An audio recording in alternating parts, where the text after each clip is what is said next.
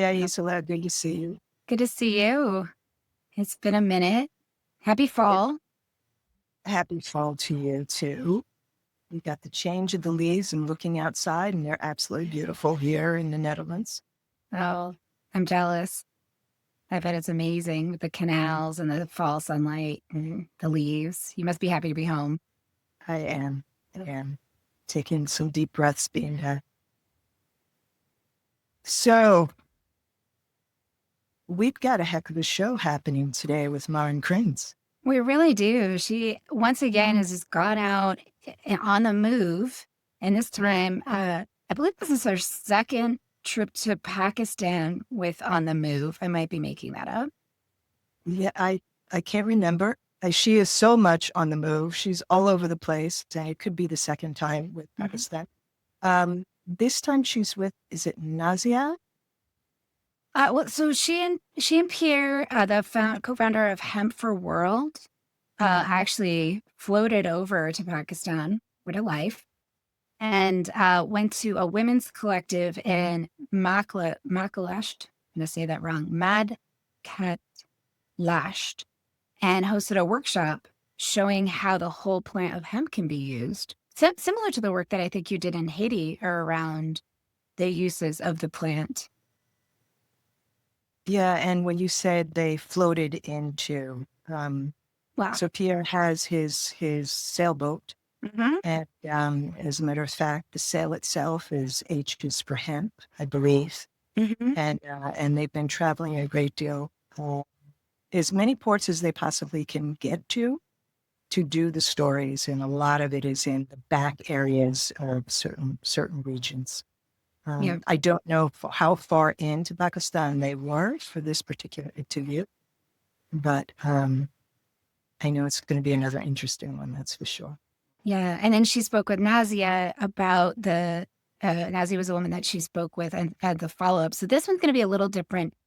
We're going to show, she thought it would be better if we show the video first and then listen to her chat with Nazia about the workshop and the use of hemp and just the landscape in general in Pakistan around the progress that they're making to really deal with some of the climate solutions that they're working on, and also to create more regenerative production overall. There's a lot that needs to happen, as we all know, in this planet. Yeah. Especially addressing climate issues. So I'm looking forward to what this story is going to bring to us today. Yeah, me too. Let's kick it off.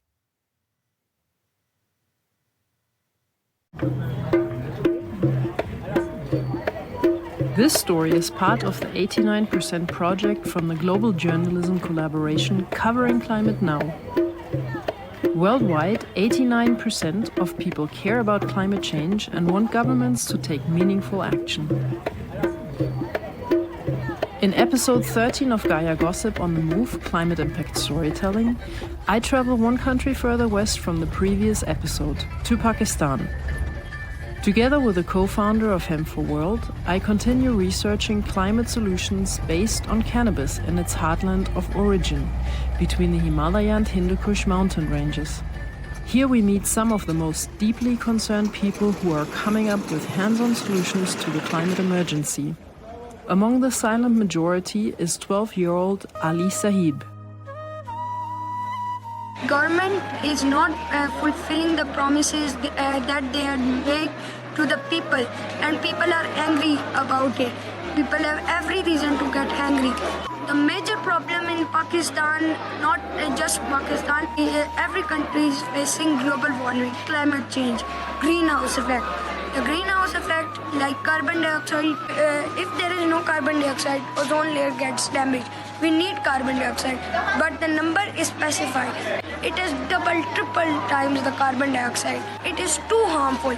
The weather changes. This previous summer, it was too hot. It was not even bearable. And I thought it would be a great thing to run a campaign for plantation of trees. Even we can engage our little siblings, cousins, relatives to engage them, have a fun activity. Let's plant plants.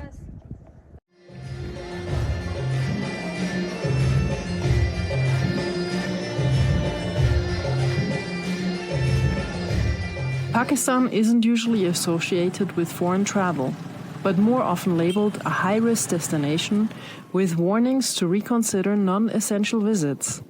Many embassies caution that while routine travel is possible in some areas, severe disruptions remain a risk due to political instability, terrorism, or civil unrest. But lucky are those who look beyond such one-sided warnings, just as we did. And in doing so, we discovered one of the most beautiful and diverse countries imaginable. Nestled between the mighty Himalayas and the Hindu Kush, and bordered by the Arabian Sea, Pakistan's breathtaking landscapes are mirrored in the richness of its many cultures and ethnicities. The hospitality and generosity of the people struck us deeply. So warm-hearted, they would offer their very last meal without hesitation. And it was thanks to several incredible individuals that we were able to experience Pakistan the way we did, far off the beaten tracks of the tourism, which is happening, but mostly in the northern areas of Gilgit-Baltistan. Our journey instead carried us towards the Afghan border. It is here that Pakistan's cannabis culture is most deeply rooted, but also where travel remains difficult and often inadvisable for foreigners. You guys will have some protocol in front. So how did the story begin? My research into the heartland of cannabis first connected me with Asif Risa during the COVID years. We stayed in close contact through social media. And from this connection, the idea was born to visit his mountain community in the Hindu Kush and study the local use of cannabis. Fast forward 4 years, and another chance encounter added momentum.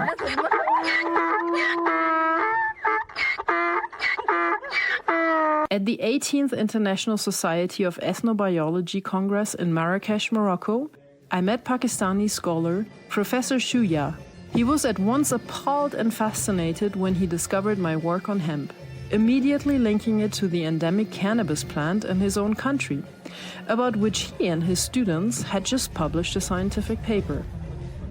That meeting set the stage for my journey to Pakistan. Professor Shuya urged me to come to share my research and to help raise awareness about the plant's wide industrial potential and its role in climate mitigation. Fast forward another year and a half, and I am finally on my way to Pakistan, crossing at the only land border, the Wagah border, between Amritsar on the Indian side and Lahore on the Pakistani side. Our passage goes smoothly, thanks to our private driver, Mr. Deepak, who brings us to the crossing at dawn. We have ample time for the multiple layers of security and passport checks, including a short bus ride to the small gate that opens into 1 kilometer of no man's land between the two nations.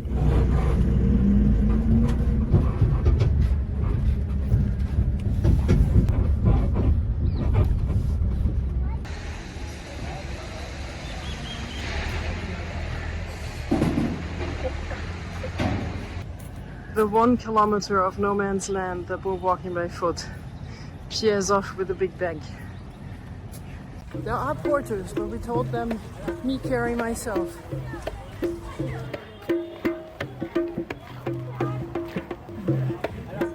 At the far end, we enter the Pakistani border facility, and after another kilometer on foot, a rickshaw driver takes us safely into Lahore.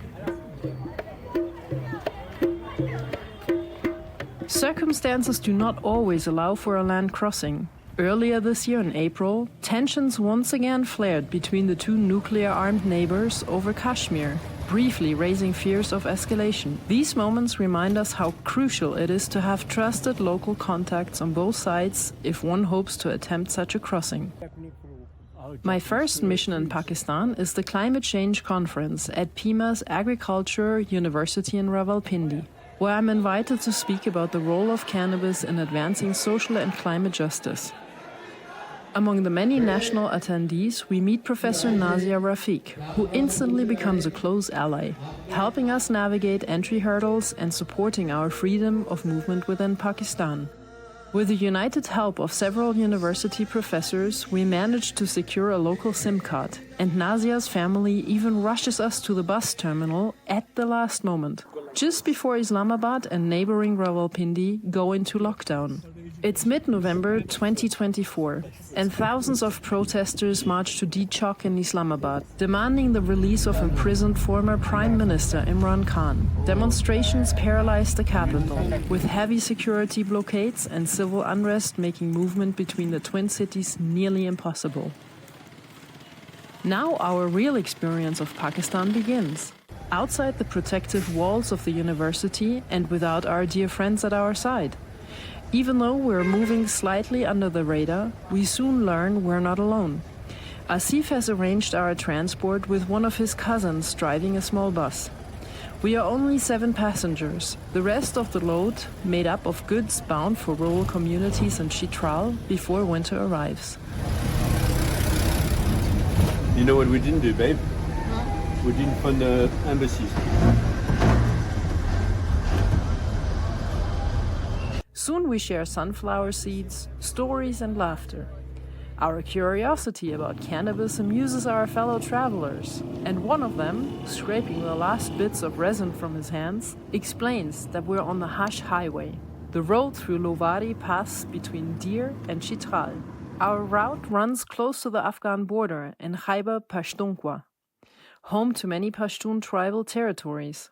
Until 2018, these areas remained independent, but the FATA-KP merger brought them into Pakistan's legal and political framework after more than a century of separate status. Traveling here is not for the faint of heart. Because of the presence of 2 foreigners, our bus is given a military escort for several hours along the most insecure stretches of road. Open pickup trucks take turns ushering us forward at high speed. A challenge our driver meets with competitive determination. After crossing Lovari Pass at over 3,000 meters, we reach the quiet city of Drosh, in full darkness at 4 a.m. There, on the cold, dusty streets, we finally meet Asif in person. And his warm welcome could not feel more comforting.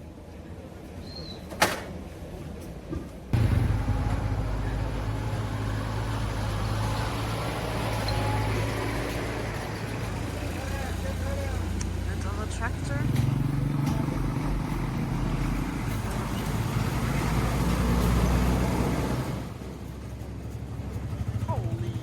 The next day, another stretch of road awaits us. A 4 to 5 hour journey to the remote village of Madaklasht, reached in an old 4x4 vehicle. Here, for the first time, we grasp the daily challenges of rural life in the Hindu Kush mountains. The land is dry and rocky, and when water does appear, it often rushes violently down the slopes, unchecked by vegetation. With climate change intensifying, flash floods strike more frequently, making survival even harder.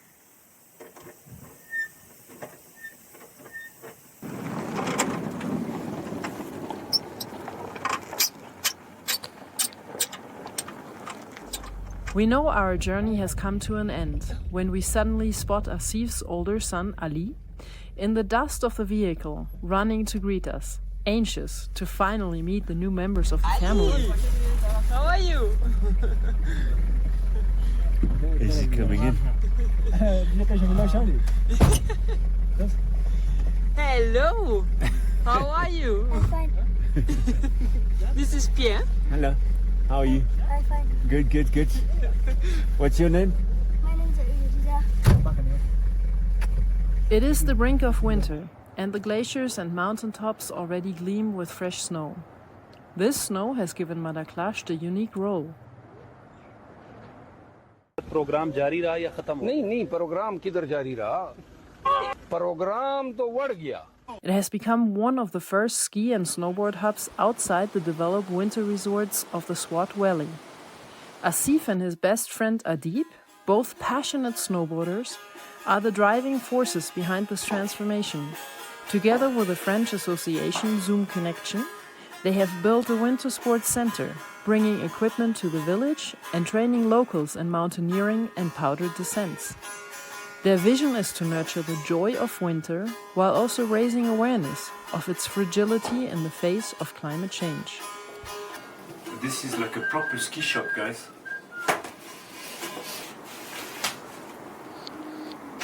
What I'm going to do, try to bring one in front of you. This one? Or maybe you can touch it. Yeah, I can.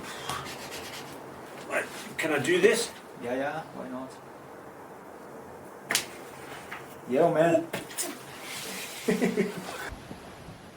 Over the next few days, we meet many villagers and learn about life at 2,600 meters above sea level, the hardships, the resilience, and the ways people survive here. Electricity comes and goes, and traditional family spaces are mostly heated by a chula, a stove in the center of the home.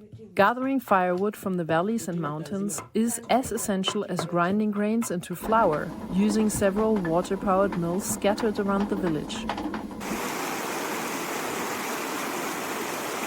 Each mill is operated by one person, but open to the whole community, with the miller keeping a small portion of the flour as payment. This one is Wild dried hemp. This can be our working base. This is called in our local language charh. As we prepare our small hands-on workshop on industrial uses of wild cannabis, building materials, textiles, and paper, we explore more of this authentic rural lifestyle. Families cultivate small parcels of land for both animal husbandry and growing grains, fruits, and vegetables. Every year after floods, fields are cleared of stones and dried animal dung is mixed into the soil as fertilizer. Despite the physically demanding labor, it is remarkable how Madaklasht has kept large agribusinesses, pesticides and chemical fertilizers out of their lands. From Kunza Hor, the leader of the women's collective, and her daughter-in-law, Khalida, we learn what knowledge about cannabis for food and medicine still survives in the community. It is inspiring how women have safeguarded this knowledge despite harsh repressions from government authorities when suspected of involvement with cannabis. They will mix inside this. Okay. And So basically, she's going to get the oil.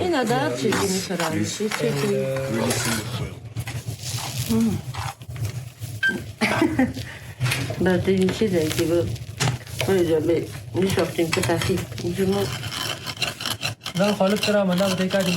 We share a mutual exchange. They teach us traditional recipes for menstrual pain and other ailments, while we demonstrate, without modern machines, how to extract fiber and chives from the wild plants. Over 1.5 weeks, we build a simple decortication device and prepare combed cannabis fibers to test spinning on the tools the women use for wool.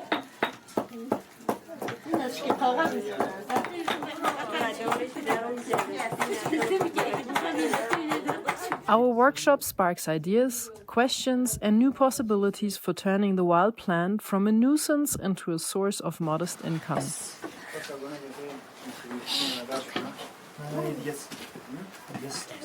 Meanwhile, we convince Adib to start dreaming about finishing parts of his new house with hemp bricks he can grow himself in the backyard, amongst the roaming chickens and the neighboring cows.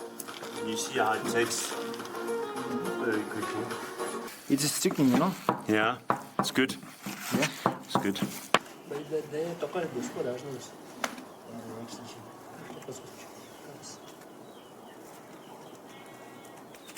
I have that in upstairs. Come inside, we are making White House. It comes from this side to this side, huh? Zip shape. Can we use it? No. Wait a minute. Yeah. Cool. Cake.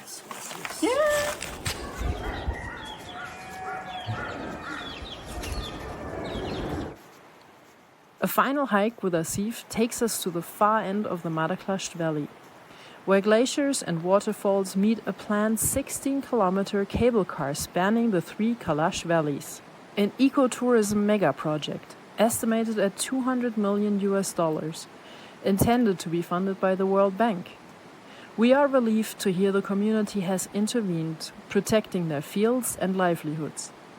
True ecotourism here would look very different from bringing a cable car to a valley where people barely have access roads. For our ongoing cannabis research, Adib officially becomes our guide, enabling us to meet strict government regulations in restricted areas. This is how it feels when you're stuck in rush hour traffic. And you got the VIP service in front. Right? Yeah. Adib? Yes. Well, you see like how in well-controlled and well-organized way we are traveling here in Pakistan. We really give prefer to our international guests.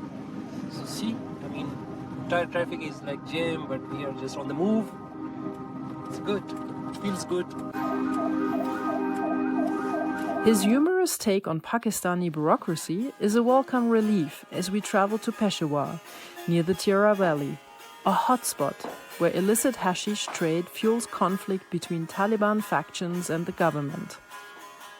While entry into the tribal areas is impossible, we imagine how industrial cannabis use could transform lives in this secluded, conflict-scarred valley.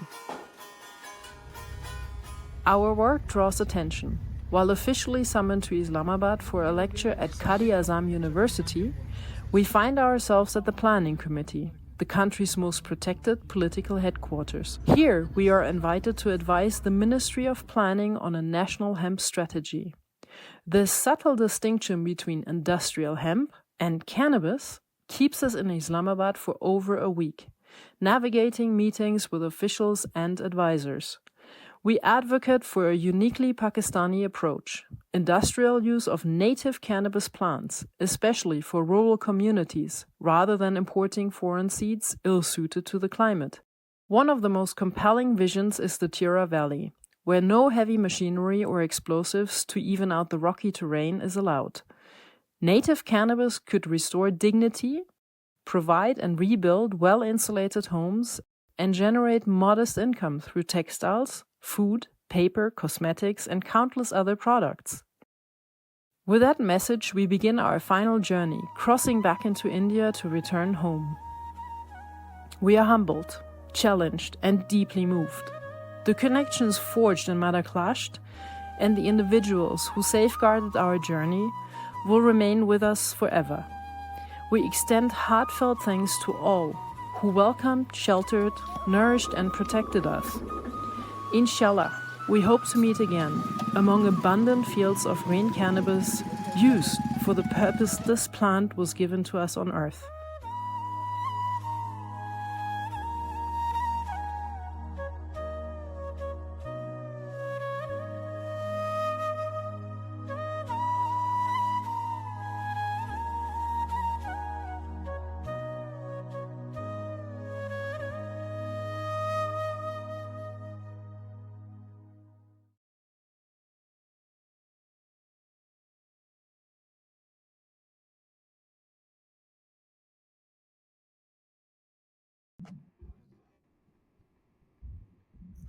Welcome back, my friends, to On the Move podcast.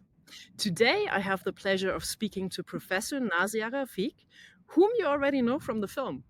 Nazia is from the PMAS Arid Agricultural University in Rawalpindi, Pakistan. She's an academic leader with more than 2 decades of experience in teaching, research, and academic administration. Nazia's work as a researcher focuses on issues at the intersection of gender, education, climate change, and inclusive development. Critical areas that shape both policy and everyday life in Pakistan. She has contributed greatly to the advanced knowledge and built a strong community of young scholars dedicated to social change. Nazia, it is my biggest pleasure to welcome you to the podcast today, and hello. Big hello. Thank you so much, Maren. I'm equally jubilant to have you with me. So thank you so much for having me on your show. In a perfect setting, we would be sitting at one table and having a cup of tea, as it would be traditional in Pakistan, I suppose. And right now, where are you zooming in from? Actually, I'm at my workplace. Just I've finished my lecture and then I am in this podcast with you. Wonderful. Excellent. For the audience, if you're wondering why I have trees behind me again, as always on the move, I am currently zooming in from Austria, from a mountaintop. And without further delay, I'm going to get into the conversation with Nazia. Nazia, one of the reasons why we are meeting here today is talking about the whole film on Pakistan and the climate change and cannabis issue. There's something about you and your practice and scholar activity that I would love for you to explain to the audience. What is investment in social capital that brings us change? Okay. So, Maren, I would like to say a few things about this tiny plant, a herbal medicinal plant.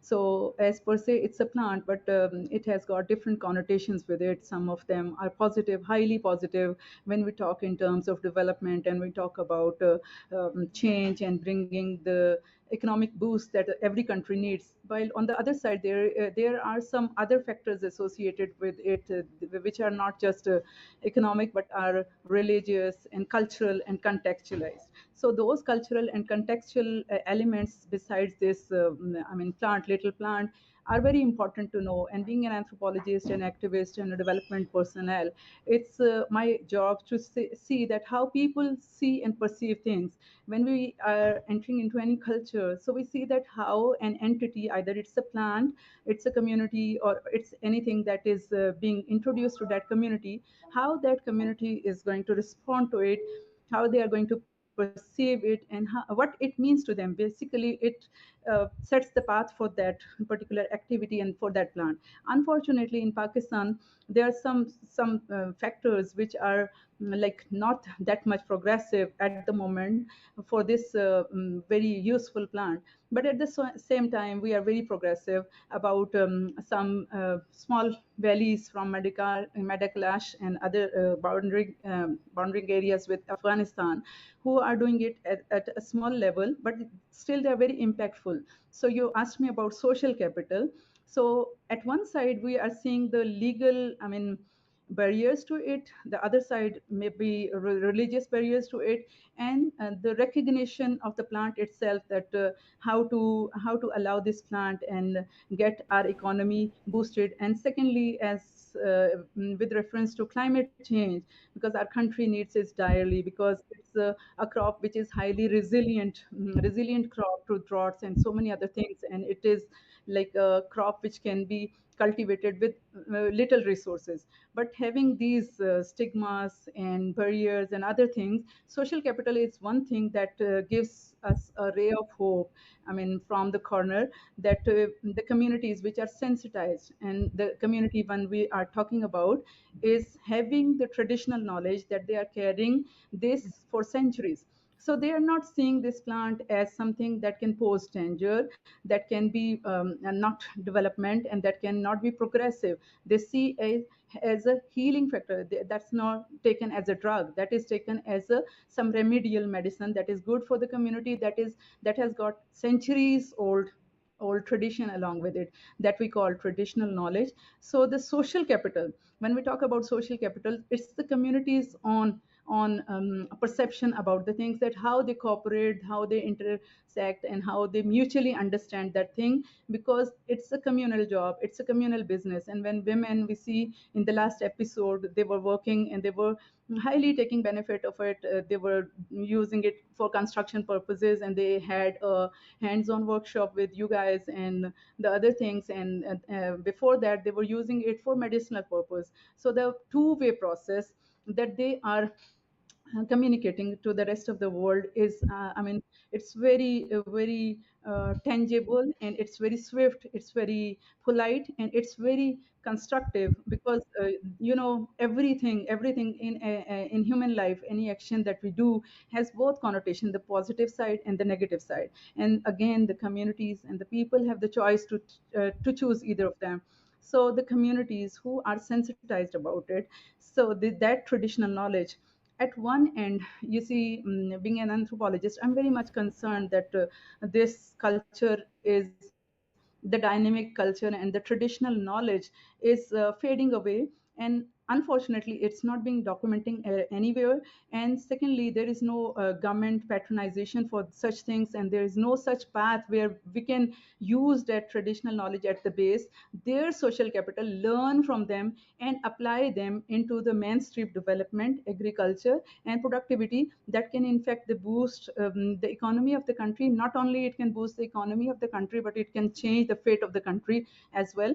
So having those, setting aside those, negative connotations associated with it, there are certain ways in which the misinterpretation and the negative usage of associated with it can be channelized, through community, through different advocacy forums, academia, and industry, and so many other forums that we can work. So the social capital is much more needed. It's just like that, I give you the example. If we have money in the community, we are talking about the financial capital, and we have when we are talking about politics, we are talking about the political economy and political capital. Same is the social capital. It's not just something that is laying out and that's tangible. It's something in the minds and hearts of the people. How do they think, how do they perceive, when and how, and for what activities they cooperate, and it's for their common interest, and it's good for them. And then they don't see this as negative, and when they are convinced that it's going to be sustained, because in today's world, what the dilemma is, across the world, it's a big dilemma that development is not uh, per se development, because it's not sustained, it's not channelized, and it is unfortunately delinked. You see the situation of Pakistan currently. Pakistan is one of the biggest effective of climate change, and we have no such policy, we have no such measures, and we don't see the linkages between all the tiers of the community, right from the grassroots communities up to the policy level making. And then there is a big gap, huge gap. We don't know where we are heading. On one side we do have the international pressure, and then we have the economic resources that are associated with it. At the same time, we have the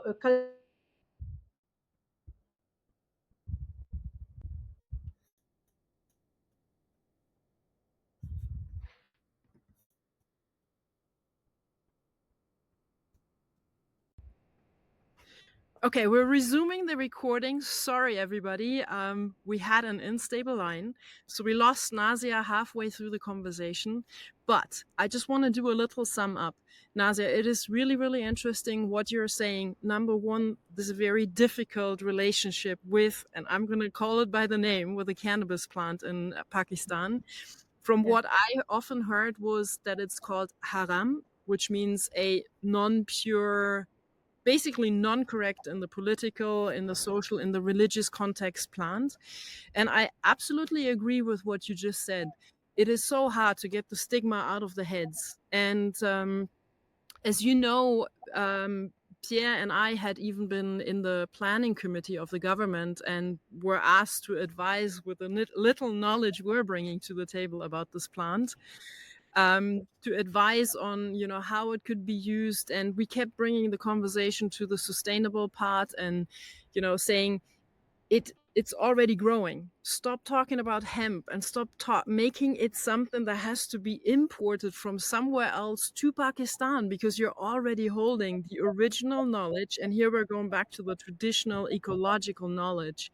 That is such a strong principle, which I think in future times, this will be what's going to get us, hopefully, through the occurrence of the climate crisis, because we need solutions, we need tangible solutions, but we also need some that are not going to build on the exact same theories and practices that have brought us into the climate crisis. So accepting a plan for what it is would also mean that you're embracing the 90% of the cannabis plant that can be used industrially in a very clean and green way. I know this sounds almost cheesy, but it's true. We have seen all the many products we can do about cannabis, and we are also placing them into context in Pakistan on where they could be used in remote areas where you can't bring anything to, especially the Tira Valley, which I pointed out in the film, which we also haven't been able to visit ourselves. But these are the places where people have to be able to help themselves if they want to move forward. And I think this is exactly where your plaidoyer for the social capital really kicks in. You know, letting people plant something that's already growing on the ground, letting them transfer that into building material, into textiles. And, you know, these are just the big points. And what we brought to the community, the industrial knowledge, that was new to them in Madaklasht. At the same time, we knew that they know more about the plant than we ever will, because they're living with a plant 365 days a year, because it grows wildly. And yeah, so I'm curious. Let's sort of, you know, back up, but also zoom back into our questions. How would you, on the example of the Madaklasht community with the women, how do you think they could use the idea of the social capital really to maybe manifest the cannabis plant as something that could create income, that could empower the women, the female community, and the in the village, give them some income, give them a more stable, let's say, lifestyle in parentheses, because I think they're having a very filled life already with the agricultural duties that they're following up, feeding their families and everything. But cannabis could obviously come in and add some more parts that, you know, could be helpful. How would you place the social capital together with what we've seen on the ground in Madaklasht already? You know, Madaklasht is a far-flung area which is impoverished in itself, as we have seen in the documentary. Yet, the good part and the best part of it is that these people are the custodians of the traditional knowledge, as you have mentioned. So here we are talking about community-based governance. That community-based governance should be like more sustained, more equitable, and more women oriented. That should give power to women. I've seen many women involved in it, and it was so nice to see that how they were transferring the traditional knowledge. Not just that, but they were eager to learn. They were hopes in their eyes, and they were very excited when they were having those hands on training. So that part of it brings hope. At the same time, brings me to the point that those people who are actually doing this, they are in dire need of help from different agencies. As you mentioned, that they have to do a lot more than what they are doing already, but they need more like external linkages and internal linkages as well. And that bonding and bridging with other resources is equally important, because when you get try so hard, because it's a difficult and harsh terrain, as we have seen. So it's not easy to imagine that they can keep on doing this on their own, because this world is so full of comforts and luxuries, and even in the far-flung areas, people love a comfortable life. So doing this, as we have seen in the last documentary, was a difficult job for them, having little resources.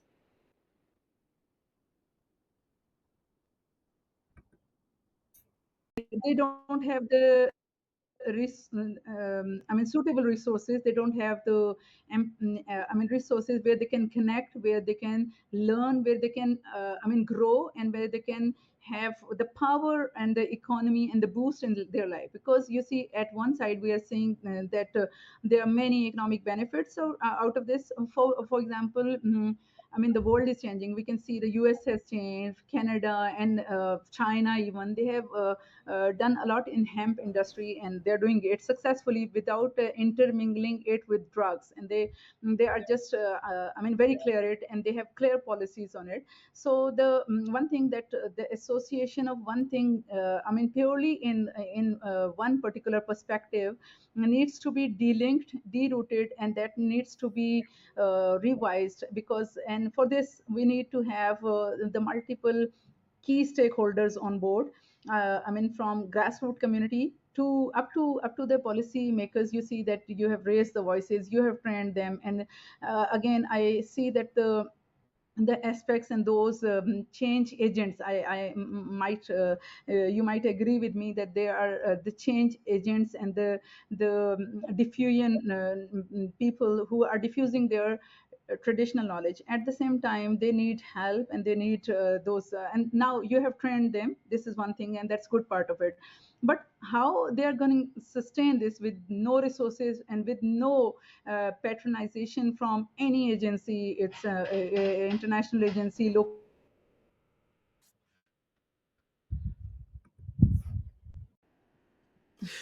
All right. As you can see, dear audience, we are having a bit of trouble with our internet connection, and we do apologize for this. Hence, let me do a little wrap up, because it is so incredibly important what Nazia is saying and sharing with us here. As a little extra background, which might not have been come out of the film too clear. In Pakistan at the current moment, the situation on cannabis, there's a bit of a vague space. In Pakistan, some people like to talk about hemp, others like to talk about cannabis. I think there's a pretty bad misunderstanding still if these two are actually the same or if they're separate plants. So for our audience, in the global holistic level, when we talk about hemp, we're talking about the non-psychoactive plant, which doesn't have any THC. When we're talking about cannabis, then we're talking about the either wild or medicinally used plant, which does contain the THC levels that would be able to work psychoactively. I think in the case of Pakistan, there needs to be a general reconsideration if the conversation should maybe more be had on the, let's say, the indigenous cannabis plant, which would be the one that contains THC, where we can still make all of the industrial applications from.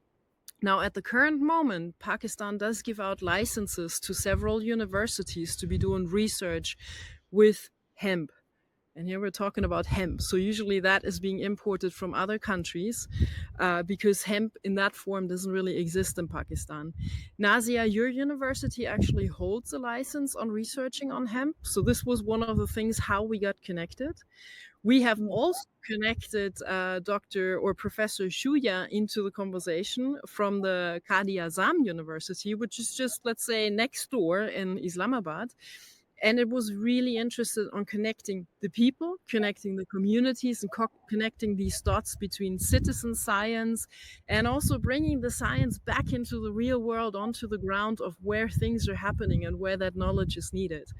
And it would be wonderful and lovely to see these universities, your two universities, and hopefully many more in future, to be working under the licenses and being able to maybe even bring in the communities into these license programs, so that what the communities are doing on the ground, such as Madaklasht, would become a more official umbrella, let's say a safety umbrella, so that these people are not operating in a legal void space, but that they could actually act and do their, let's say, citizen science on the plant and on the applicable products more under the umbrella of the universities that already hold the licenses.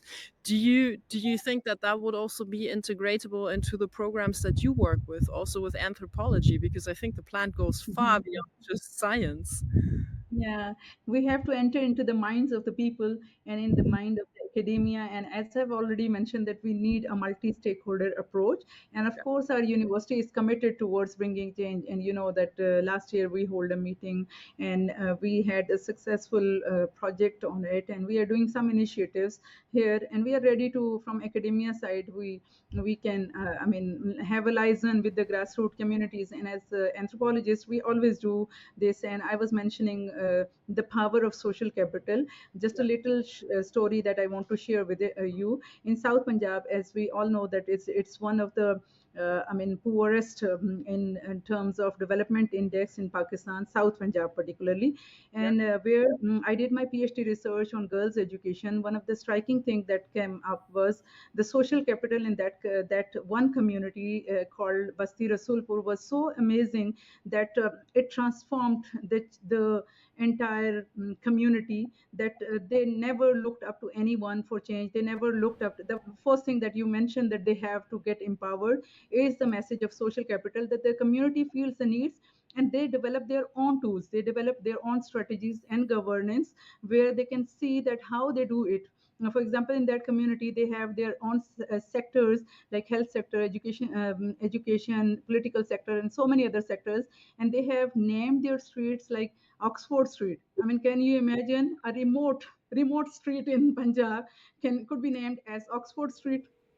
You cannot, but it's a reality, anyone can check. And then they had a library of their own, and they had a communal you can say vocations where they can discuss the communal issues, that who is actually having some problems. So that kind of social capital where they're managing their own resources. When a politician enters in that village, they ask that what they are going to do for the community, and they have their own bargains. So when the community is strong, they know that what is their value and how to bargain with it. The outsider, I mean, I'm talking about both the emic and etic connections and the external and internal linkages and networkings that community can hold with others, is the main stronghold of social capital. And that puts them on a global forum, that how they see development. Because development, unless it's not equitable, unless it's not widely spread, and unless it's not touching the sustainable development goals that the world is worried about and we are all committed about, unless we are not together striving to achieve it, I mean, we probably fall nowhere.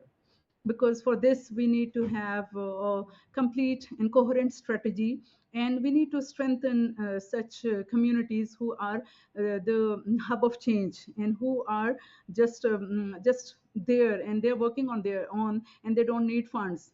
So you have seen this in Madaklasht, that they are solely dependent on their own resources. It was very simple but yet very practical, and they were carrying that centuries old knowledge with them. So that knowledge has to be documented in industry. In we see the, as you mentioned, that academia, industry, the political side, the economic side, and the religious side. Because when we say that we link it with charas, that cannabis plant and hemp, both the linkages with charas. In Pakistan,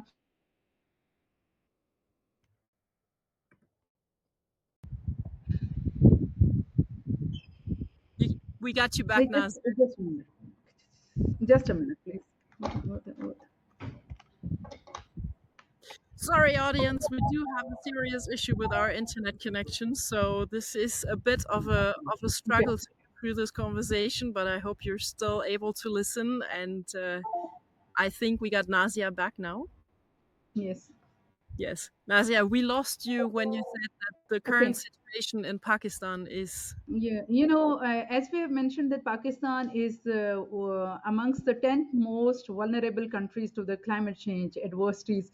So something has to be done. Something, the nature, mother land has to be protected, and then we have to do serious efforts. Because for this,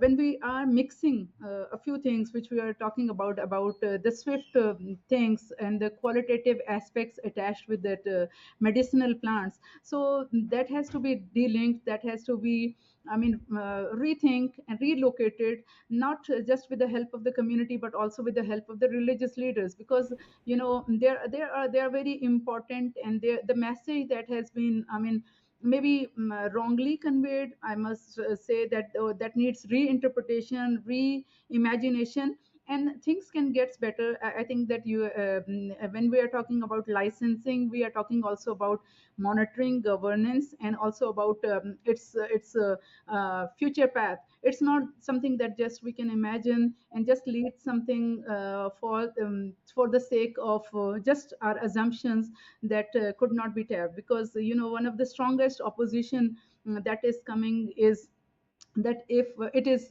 strongly linked with drugs, the usage of drugs in Pakistan is also very high.